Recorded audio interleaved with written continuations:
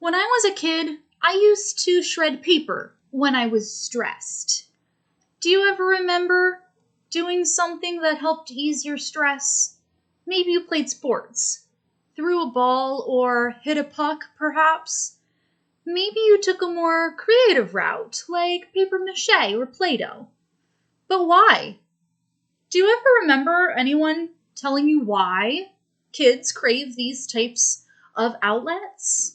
Did anyone in your life ever explain to you why you, as a tiny human, must have some sort of thing or activity to help focus your attention? Kids are like fish. You see, they're stressed. Their water gets constantly siphoned for fear of germs. They get fed appropriately sized morsels when they're famished. And adults are the ones who are tapping the glass. I lived in an awful home growing up. My mom, a drug addict. My stepdad, an alcoholic.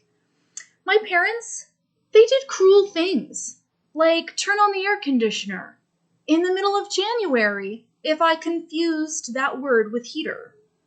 If I didn't ask permission to eat, they forced me to vomit by sticking their fingers down my throat. Painful memories. I had problems, and I knew it. So I kept shredding paper. Now, understandably, not everybody was abused as a child. It took me a long time to realize that most adults were okay, and I get that now. I saw glimpses of parents who were caring, supportive, and generally had their kids' best interests at heart. I learned about my own emotions at a young age, though, and I did it all by myself. Since I got abused, I figured I was on my own. Even at 7, 8, 9 years old, I put my life in my own hands, especially since adults were the ones who were treating me poorly. I knew that I had to hold myself accountable to the highest standards if I were ever going to break the abuse cycle. I figured out a lot about myself, but there was a fiery pain in my stomach I couldn't shake. I saw a massive problem in our society that most adults choose to ignore. Adults do not trust their kids with their own emotions. In the 1990s, John Gottman talked about his theory of emotion coaching.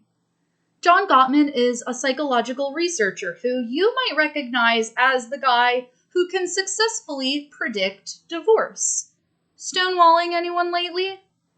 When he started teaching adults his theory of emotion coaching, I was a toddler of maybe 2.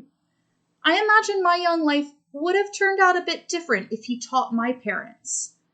Emotion coaching is a 5-step program to integrate into parent-child relationships. Parents get taught the tools that they need to persevere and to manage their children's huge, overwhelming feelings. It's about intimacy, reciprocity, and empathy between parents and their children. Parents set boundaries and validate their children's feelings, which sounds great, right? But what about the kids who get neglected? What about the kids like me? Now, I have nothing to say negatively about John Gottman or his theories. Quite the opposite, actually. I want to argue that children should get taught how to regulate their emotions also. We are empowering adults, which is excellent, right? Good job, adults. But we must empower the children too. Everything that I've read focuses on how parents are the ones who are suffering. And no doubt parenting is a challenge. But what about those kids who are taught to trust their parents and not themselves? What if the parents are wrong, even those who have their kids' best interests at heart? What if they label their kids' emotions for them and they're wrong? What about those children that have no parents? What are they taught? We're overemphasizing the parent-child bond instead of trusting that children can learn to manage themselves, which is why I say, what ails you?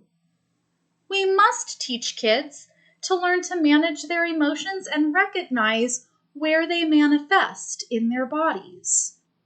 A stands for acknowledge, and it's the perfect first step, right? We should teach children to become more aware of their emotional discomforts. It could be as simple as, I feel weird and I don't really know why.